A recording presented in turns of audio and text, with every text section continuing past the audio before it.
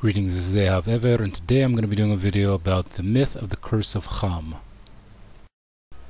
So to jump right into it without wasting time, the slide you see right now describes what exactly supposedly this curse of Ham is supposed to be according to Wikipedia. It's important to note just because it's found on Wikipedia in this way doesn't mean that this is the exact truth of what the matter is, but I think this gives a short definition of what I'm going to be discussing today.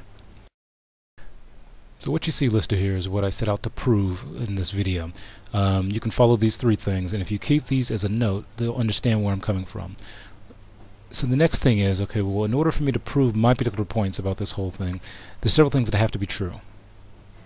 What I basically mean by this is in order for Judaism to hold the view that there is such a thing as a curse of Ham, these three things have to be truth, if you will. If any one of these three things is found missing, then we know that according to the Torah, it's something that has to be thrown out. It is not considered truth. So the basic heart of this issue is two things.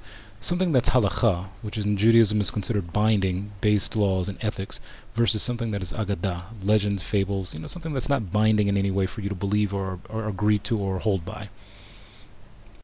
Now, in order to prove my point, there will be several baselines that I'll be using to, rest my case upon. The first one being that there is a requirement according to the Torah itself, the 5 books of Moses, that a Jew live by what's called justice, or tzedek. Tzedek can sometimes be translated as truth. So there's a requirement from the Torah that all Jews live by truth.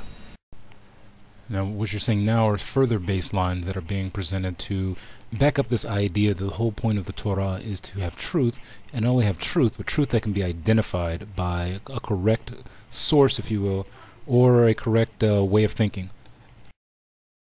Now, baseline theory is extremely important in dealing with the idea of what the Torah commands, and that is truth. So this pretty much proves the point, and this is a point made by the Rambam, Rabbi Moshe ben Maimon, several hundred years ago, about the issue that the Torah's purpose is against falsehood. So when dealing with this issue, these three baselines will be the determining factor of what we accept as truth. The fact that the Torah itself is true, and anything around it, any beliefs about it, any understandings or commentaries on it, have to meet that standard, or else they have to be thrown out or known to be unacceptable in terms of truth. Now, it's important to note that if one goes through the written Torah, one will find no mention of a curse of Ham. Going through the text, in short, basically Noach gets drunk.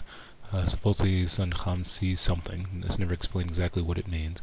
And then from there Noach wakes up after being drunk and then says, curse on Canaan, who was a son of Ham. Further, there is no sign that this was some divinely mandated curse to begin with. So one can easily conclude from what's written that Noach woke up after being drunk and just started shooting off of the lip. But yet an even bigger issue is, prior to this event happening, we see from the text itself that the Creator had given a blessing to each of Noach's sons, including Noach himself. So the question is, can a man curse something that the Creator himself has blessed? Also, if something had taken place as some claim before this point in the ark, why is there mention of it here in this critical point in the text? Moving into the Agadah part, i.e. the legends, fables, and tales and things like that, we start to see something interesting here, because we look at this part from the Pirkei Rebbe Eliezer, and it seems to mention that there is no curse in terms of being black, if you will. That actually, it says that Shem was blessed with being black and handsome, Ham was blessed with being black like the raven, and Yafet was blessed with being white and beautiful, which seems to say that every single person on the planet has a blessing wherever they are, as they are. Point that all of this seems to make, because once again we're talking about Agadah, legends, folk tales, things that don't have any legal binding or even philosophical bindingness to them, is to basically say that all of humanity has intrinsic goodness and good qualities and traits that the Creator put into them, and not just one people as being like the top of the heap, if you will, in terms of humanity. So this brings us to the topic of what is truth and what is reality. According to Judaism, which is shown here by the Rambam, once again Rabbi Moshe ben Maimon, is that there is an issue of, there's an admission that there are times where during speculative matters that the sages of Israel, the wise men of Israel, even rabbis, what you would call wise men, can be wrong. They can have mistakes in the logic that they have in speculative matters. And this, once again, as the Rambam shows here, as you see underlined, deals with what is established as proof. Something that they have accepted as proof in a speculative manner can easily be wrong, and the nations of the world can be right about something in this area. So this is an important thing to take with us when we start really looking at these areas of if this curse of Ham actually exists, and if it supposedly is believed to exist, in what way did people believe it? And if, like I said before, it has to be a uniform thing for it to be a Jewish thing, if you will. And so now I will list some of the problems with the myth of the curse of Ham. The next few slides comes from a blog by Manish Tanat. He did a really good piece on this, and I would like to kind of further what he spoke about.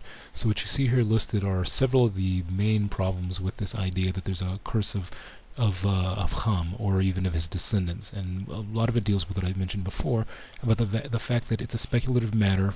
The mention in Sanhedrin 108b is a good example of this, where supposedly it mentions that Ham was smitten in his skin, but doesn't say what that means. This, of course, is an Agadah with no proof whatsoever found in the written Torah to such an event ever taking place. It is only later commentators and speculators who claim that this must mean something in terms of skin color, when, as you can see, it doesn't mention anything about skin color.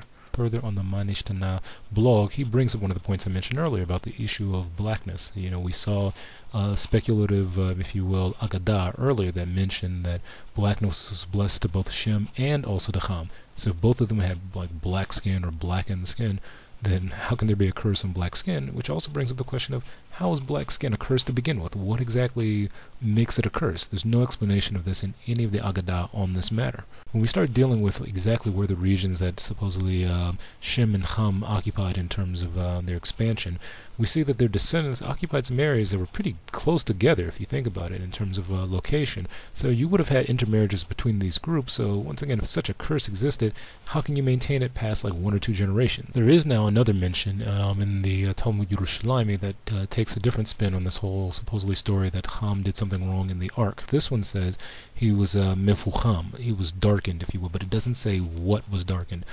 Maybe it was his personality, maybe it was his character, because once again, it is only later commentators that claim that this is connected to the previous one I mentioned. Yet against this position, you see in the Dead Sea Scrolls, there's a fragment that actually mentions that Noach's curse was ineffective because of the fact that man can't curse what the creator of all reality blesses. Okay, so once again we see something here now that goes against like some of the previous opinions in favor of there not being any curse at all, if you will. As well as the fact that if there was really a curse that had been understood by Jews from early on, why were ancient Israelis marrying the descendants of Ham, left and right? So now let's go back to my previous point, that you don't see a clear and unquestionable statement from the Torah that there's such a thing as a curse. You don't see full agreement or any statement from commentators, and you don't see any ancient or modern proof of the reality of this interpretation. The biggest knockout punch of this whole curse of Ham thing is basically that most Africans have never even been enslaved, which, according to the curse of Ham, every single African should have been enslaved. But, once again, didn't happen, doesn't happen. Another knockout punch to this issue is something I presented in one of my previous videos, that race as people understand it nowadays is completely unscientific and completely almost a nonsensical idea, if you will. So to apply a modern concept that isn't even correct to an ancient text is just incorrect, completely incorrect. I hold by the view that, for example, any of the sages could have been wrong about a number of things, and what they're right about, and what they're wrong about. But on this issue, there's none of them saying specific things. It's all over the place in some cases. There's certain midrashim that are specific, but they're just all over the place in terms of their interpretation. Further on this matter, I think that the Rambam in this particular letter to on astrology mentions and sums up basically, I guess, the way I look at all of these things, that a person has to use their reason, they have to use their wisdom, you have to use something that the Creator, according to Judaism, gave to all humanity, and that's their reason. Because as the Rambam states, there are people who, even the sages, who had things hidden from them because of the time frame they lived in. Just because they wrote something or said something that doesn't have any proof behind it doesn't mean we accept it. In Judaism, you accept only that which is truth, as I showed before. Further, there were sages who wrote things that weren't supposed to be understood in a straightforward manner, for example. That's one of the things I say, that you have to look at terminology. The words that they used was very specific in some areas, and they didn't add words that are getting added later on because of later commentaries, either Jewish or non-Jewish. Further, there are even areas in the Torah that were never meant to be understood literally, but had other meanings to them, or things that need to be investigated through other sources, and the controllers of this information are Jews. We as Jews are the ones who properly understand the Torah because we're the ones who've had it passed down to us, and we're the ones who received it in the original language, Ivrit, or Hebrew, that it was actually given in. Further, as I've shown in this video, truth is the matter that the Torah commands all Jews to explore and to live their lives based upon. So with that, I've shown that this myth of the curse of Ham is all Agadah and has no truth behind it, and thus is also not binding upon Jewish thought.